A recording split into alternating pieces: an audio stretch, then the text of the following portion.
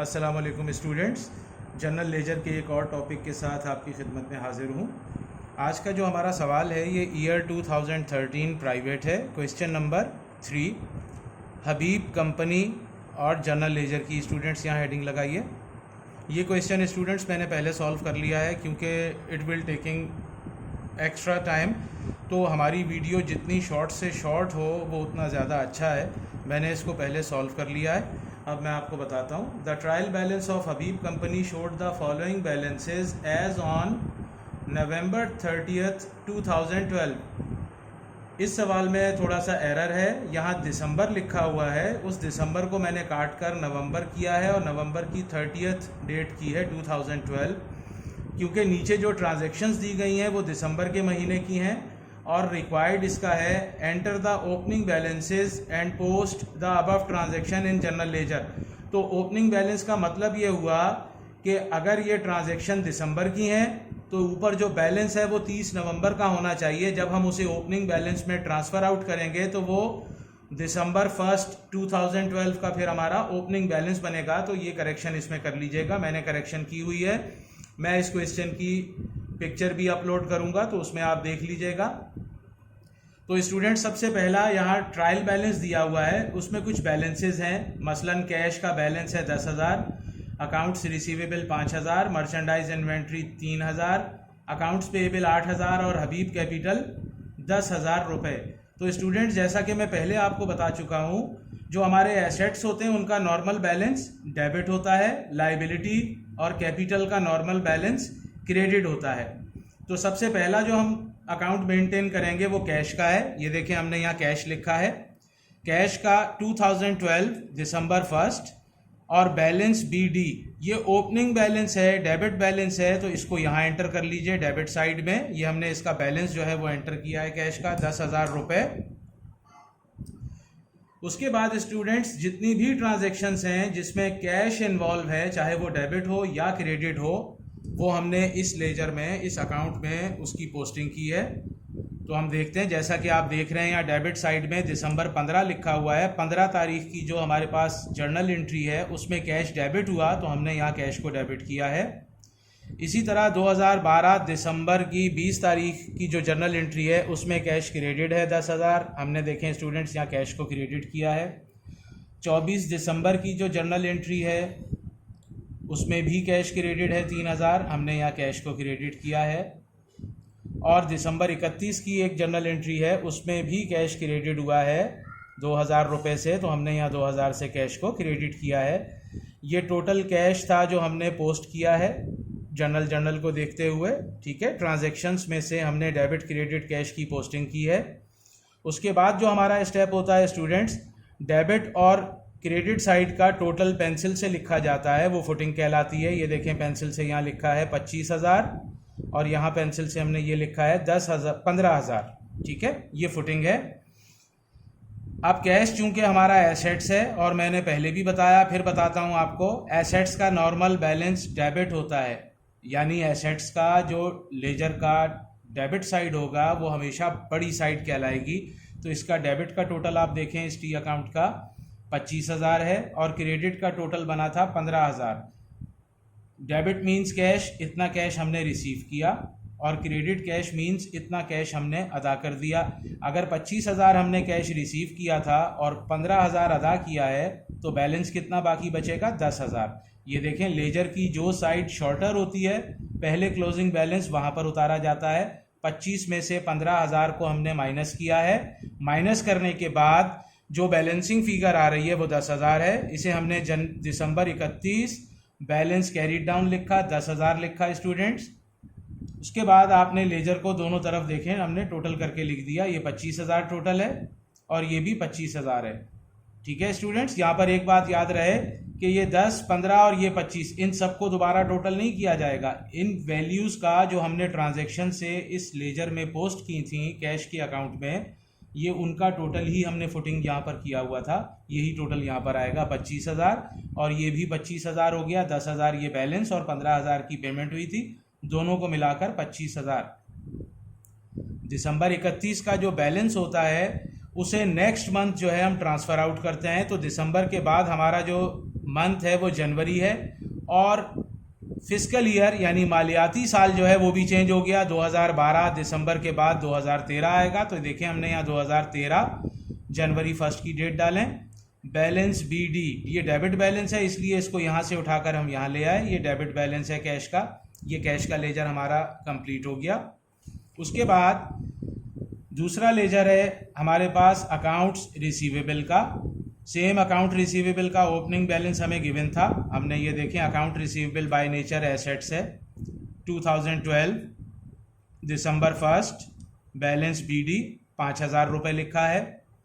दिसंबर की 12 तारीख की जो एंट्री है उसमें अकाउंट रिसीवेबल डेबिट हुआ है, हमने यहाँ डेबिट में इसको पोस्ट किया है।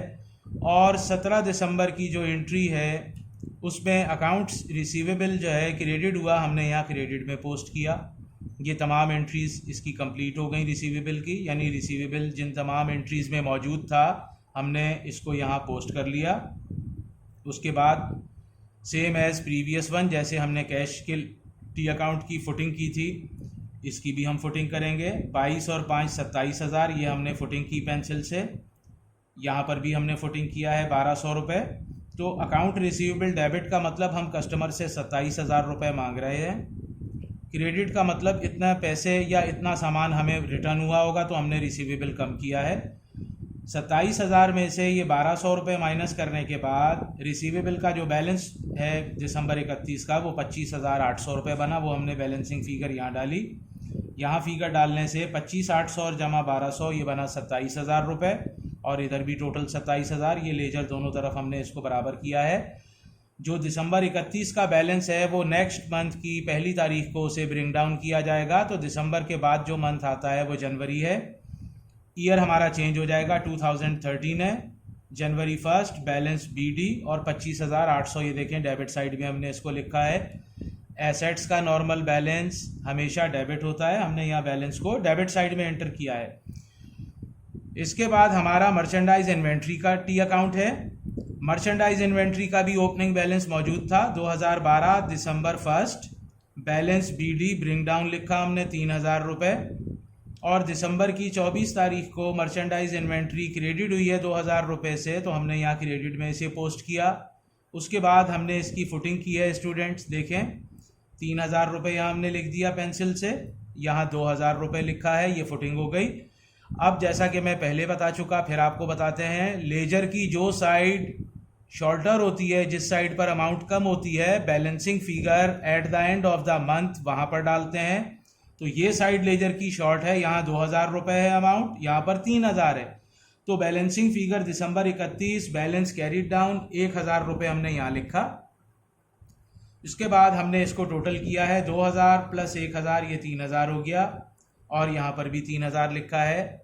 ये फिर आपको स्टूडेंट्स बता दूं, यहाँ डबलिंग मत कर लीजिएगा कि ये वाला 3 और ये फुटिंग वाले 3 को आप 3 जमा 3 करके यहाँ 6 लिखें, 9।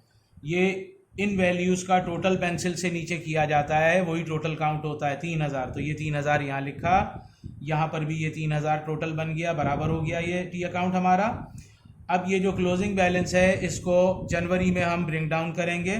2013 जनवरी 1 बैलेंस ब्रिंग डाउन 1,000 रुपीज़। ये हमारा मर्चेंडाइज इन्वेंट्री का लेजर भी कंप्लीट हो गया यहाँ पर। नेक्स्ट हमारा लेजर है अकाउंट्स पेएबल का। अकाउंट्स पेएबल ये हमारा नेक्स्ट पेज पर आंसर आ गया है। तो देखें, दोबारा से कंपनी का नाम लिखते हैं, हबीब कंपनी, जनरल लेजर की हेडिंग लगाएं। अकाउंट्स पेएबल का हम लेजर बनाएंगे, टी अकाउंट बनाएंगे। अकाउंट पेएबल का भी ओपनिंग बैलेंस हमें यहाँ गिवन दिया हुआ है। 2012 दिसंबर 1 बैलेंस BD हमने यहाँ क्रेडिट साइड में लिखा है। Accounts payable by nature liability है, और लाइबिलिटी का नॉर्मल बैलेंस जो होता है वो क्रेडिट होता है। तो इसका ओपनिंग बैलेंस जब भी आपको गिवन दिया हुआ होगा वो क्रेडिट साइड में एंटर होगा। हमने यहाँ देखें क्रेडिट साइड में एंटर किया है। उसके बाद हमने 1 बाय 1 तमाम जर्नल एंट्रीज रीड की केयरफुली, और जिन जिन एंट्रीज़ में अकाउंट्स पेएबल डेबिट या क्रेडिट हुआ वो हमने यहाँ पर अमाउंट जो है इस टी अकाउंट में पोस्ट की है। दिसंबर 5 को अकाउंट पेएबल क्रेडिट हुआ 7,000 रुपये से। दिसंबर 18 को अकाउंट पेएबल क्रेडिट हुआ 5,000 रुपये से। दिसंबर 8 को 1100 रुपये से अकाउंट पेएबल हमारा डेबिट हुआ। यहाँ पर तमाम एंट्रीज हमारी कंप्लीट हो गई, यानी एंट्रीज में से हमने अमाउंट जो है अकाउंट पेएबल के टी अकाउंट में पोस्ट कर ली हैं। उसके बाद हमारा स्टेप, हम इसकी फुटिंग करेंगे जो कि पेंसिल से होती है। देखेंगे 1100 का टोटल यहाँ लिखा हमने 1100। ये तमाम अकाउंट पेएबल 8000, 7000, 5000, ये टोटल बन गया 20,000 रुपये। ठीक है, तो नीचे टोटल यहाँ 20,000 लिखें, इधर भी टोटल 20,000 लिखें। 20,000 हम पर लाइबिलिटी थी, जिसमें से 1100 रुपये लाइबिलिटी हमारी कम हो गई। तो अब हम पर जो लाइबिलिटी है at the end of December 31, वो बैलेंस हमने यहाँ उतारा। फिर आपको स्टूडेंट बता दें, लेजर की जो साइड शॉर्टर होती है, बैलेंसिंग फिगर क्लोजिंग पहले वहाँ पर डलती है। तो बैलेंसिंग फिगर हमने यहाँ पर पोस्ट की है। देखें 18,900 जमा 1100, ये टोटल 20,000 हो गया। यहाँ भी टोटल 20,000 है। उसके बाद ये क्लोजिंग बैलेंस जो है हम नेक्स्ट मंथ में ब्रिंग डाउन कर लेंगे। 2012 जनवरी 1 बैलेंस BD ब्रिंग डाउन, ये हमने ब्रिंग डाउन किया है बैलेंस 18,900 रुपये। नेक्स्ट वन हमारा जो टी अकाउंट है वो कैपिटल का अकाउंट बन रहा है। कैपिटल का भी ओपनिंग बैलेंस हमें गिवन है, बैलेंस BD 10,000 रुपये। इसके अलावा किसी एंट्री में कैपिटल इन्वॉल्व नहीं है, तो यही 10,000 रुपये हमने लेजर के लेफ्ट साइड पे यहाँ इसको बैलेंस करने के लिए उतारा। देखें दिसंबर 31 बैलेंस कैरीड डाउन लिखा है हमने। ये 10,000 और 10,000 आप इन्हें यहाँ टोटल किया है हमने, और उसके बाद ये 10,000 बैलेंस हमने BD किया है, ब्रिंग डाउन किया है। देखें क्रेडिट साइड में इसको उतारा है हमने। नेक्स्ट हमारा जो लेजर है वो परचेज का है। परचेज का ओपनिंग बैलेंस कुछ भी नहीं था। एंट्रीज में से जहाँ जहाँ परचेज मौजूद था हमने इसको एंटर किया। सिर्फ एक एंट्री दिसंबर 5 की है जिसमें परचेज 7,000 रुपये है, हमने इसकी यहाँ फुटिंग की और टोटल 7,000 यहाँ लिखा। दिसंबर 31, 2012 को इसका बैलेंस कैरी डाउन हमने यहाँ कर लिया 7,000, तो ये और ये साइड देखें बराबर हो गई 7,000। उसके बाद ये बैलेंस हमने डेबिट साइड में इसको ब्रिंग डाउन किया है बैलेंस को जनवरी 1 को 2013 जनवरी 1 बैलेंस ब्रिंग डाउन यहाँ हमने 7,000 रुपये किया है। स्टूडेंट्स जब आप ये लेक्चर वीडियो देख रहे हो तो इसका स्क्रीनशॉट ले लीजिएगा, आपके पास फ़ोटो सेव हो जाएगी। उस फोटो से आप पहले क्वेश्चन अपने आंसर शीट पे यानी रजिस्टर पे इसको उतार लें। उसके बाद लेक्चर देखते रहें तो आपको बहुत ज़्यादा अच्छे तरीके से ये चीज़ समझ में आएगी। अब इसके बाद हमारा आंसर जो है वो नेक्स्ट पेज पर चला गया है। नेक्स्ट पेज पर भी हम हबीब एंड कंपनी जनरल लेजर की हेडिंग लगाएंगे और देखते हैं आप कौन सा हमने अकाउंट वहाँ प्रिपेयर किया है। ये स्टूडेंट्स नेक्स्ट हमारा जो लेजर है यानी टी अकाउंट जो बनेगा वो परचेज रिटर्न एंड अलाउंस का हमने बनाया है। परचेज रिटर्न एंड अलाउंस दिसंबर 8 की एंट्री में मौजूद है। दिसंबर 8 में हमने परचेज रिटर्न को क्रेडिट किया है। Students purchase return and allowance जो है ये कॉन्ट्रा परचेज अकाउंट है, यानी परचेज का बिल्कुल अपोजिट होता है। परचेज बाय नेचर एक्सपेंस होता है, purchase return and allowance by nature हमारी रेवेन्यू होती है और इसका नॉर्मल बैलेंस हमेशा क्रेडिट होता है। तो इसको हमने क्रेडिट साइड में एंटर किया है। उसके बाद हमने यहाँ फुटिंग की है इसकी 1100, नीचे टोटल 1100 लिखा है।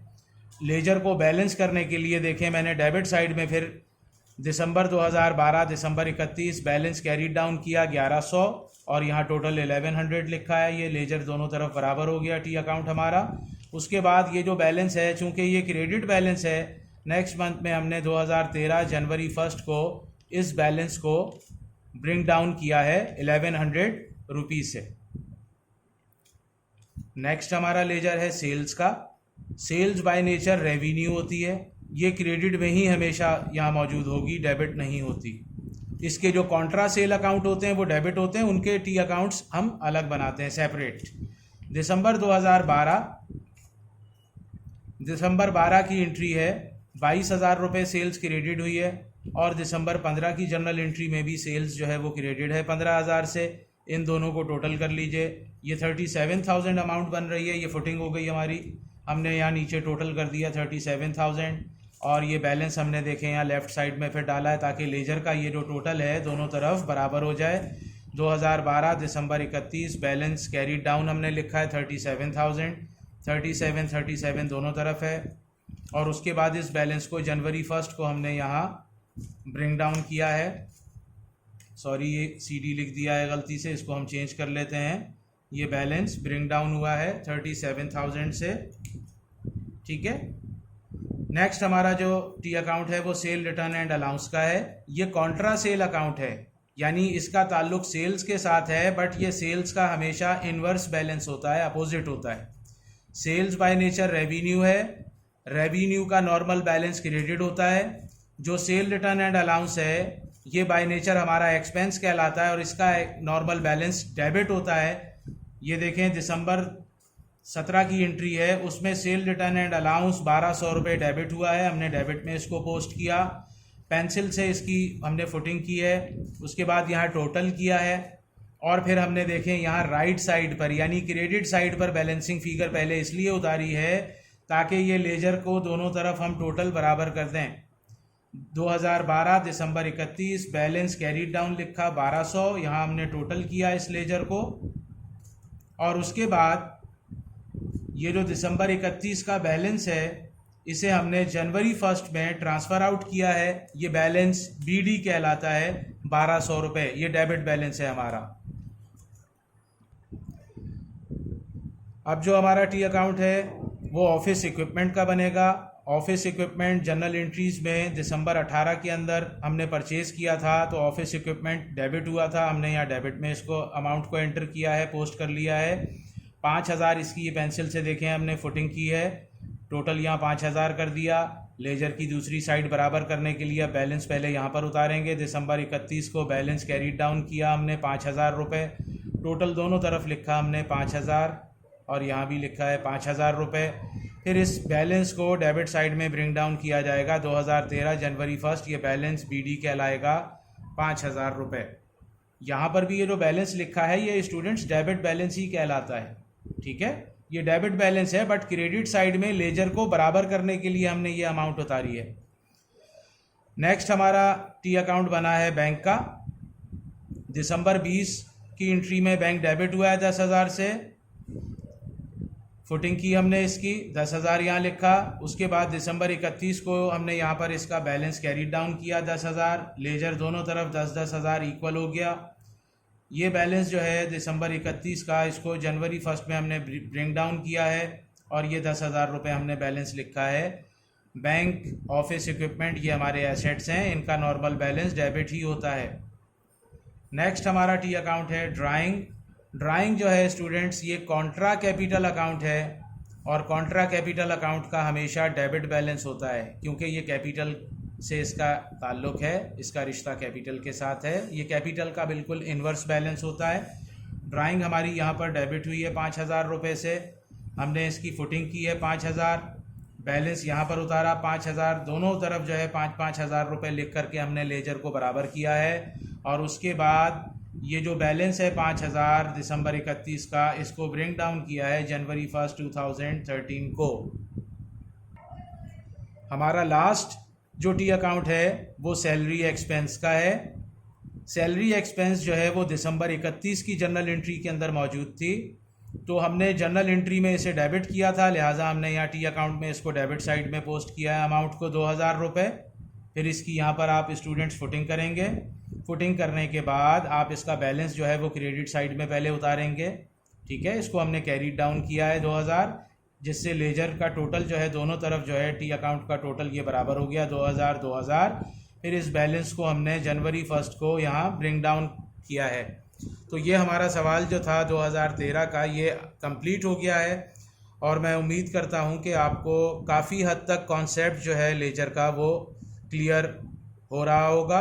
इंशाल्लाह ताला इसके बाद भी जनरल लेजर के 2 से 3 सवाल जो हैं या 4 सवाल जो है इंशाल्लाह वो मैं अपलोड करूँगा ताकि आपको अच्छे तरीके से अच्छे से जनरल लेजर के बारे में नोहा हो जाए, आपको टी अकाउंट्स बनाना आ जाए, आपको समझ में आ जाए।